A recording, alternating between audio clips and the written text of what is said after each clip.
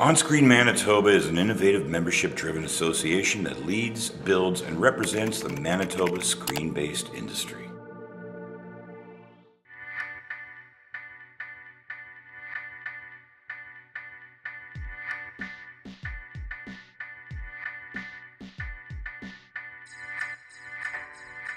Yen's been almost 3 years in the making, so to see it now, with my friends and family being able to attend a screening. Everyone's been bugging me nonstop. When are we gonna get to see this movie? When do we actually get a chance? Because no one in my close realm of family and friends has really had a chance to check it out yet. So it's gonna be really fun. I'll get a chance to interact with people in Winnipeg and show them what I've been doing for the last 2.5 to 3 years. PAX is incredible. I've loved Penny Arcade. I've read Penny Arcade since I was 10 years ago probably. To go to PAX has always been a dream of mine. But to screen a film of mine at the first PAX I've ever gone to, that's beyond my wildest dreams. The opportunities that were there is just incredible. I would literally, I don't know if you're a Penny Arcade fan or not, but Robert Koo, who is the brainchild behind everything over at Penny Arcade. He took their little webcomic and turned it into this empire. He was just sitting in a corner and I just went up and started talking to him, and he knew who I was because I had emailed him about the movie and he had approved it. So it's just this opportunity to connect with these people and have something to say, have something to talk about, and that you can connect with their culture. I'm the guy who's making the documentary about Japanese arcades. I was just walking around PAX, having fun, seeing what's going on, meeting people. Next to the Metal Gear Solid booth, which is a very famous game, there was this guy. He was clearly Japanese. There's no way he's not Japanese. The way he's dressed, the way he's presenting himself.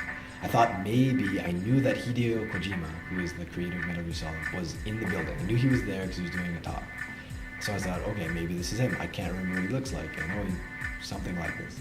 Started talking to this guy in Japanese, because I assumed he was Japanese. He ended up being Japanese. It wasn't Hideo Kojima. He was the president of Konami. So I'm just hanging out at PAX, chatting in Japanese to the president of Konami, one of the biggest video game companies of all time.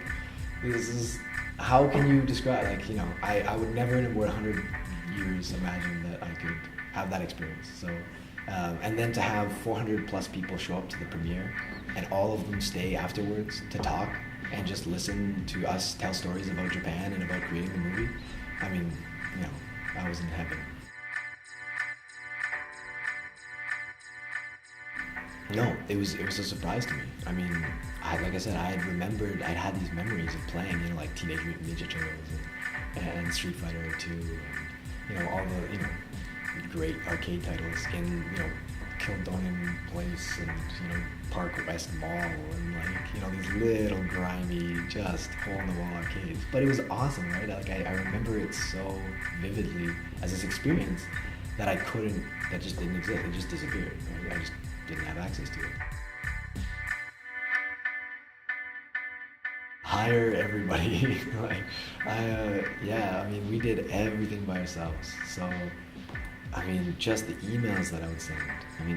Hundreds of emails to people all over the place. We were so disorganized when we started. It was bad.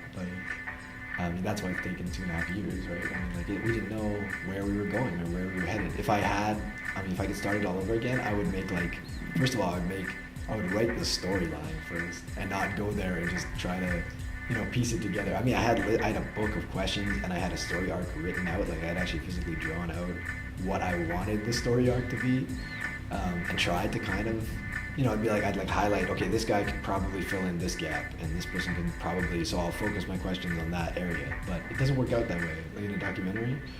So, if I was doing it all again, right from the first trip, I would probably plan things a lot more. But, it's funny how things work out, so. So after 100 Yen, once it's all finished and complete, our next big project is called El Dirte, which is the name of a Winnipeg-based MMA fighter. He happens to be the fightingest Canadian of all time. He's fought 65 professional fights, won 49 of them. So he's quite prolific. Been in the UFC, like the biggest stage, 9-10 times, something in that range.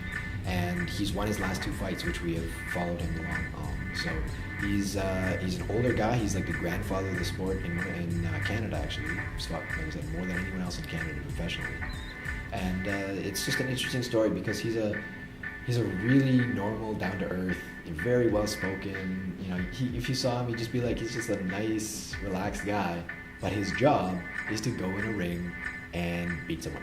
We want to make it a very humanized story. We're talking to his family, and we're talking, about his life and his coaches and what he does and how fighting works into his lifestyle, because he comes from a Mennonite background, which they're very non-violent in nature. So it's it'll be fun, I think.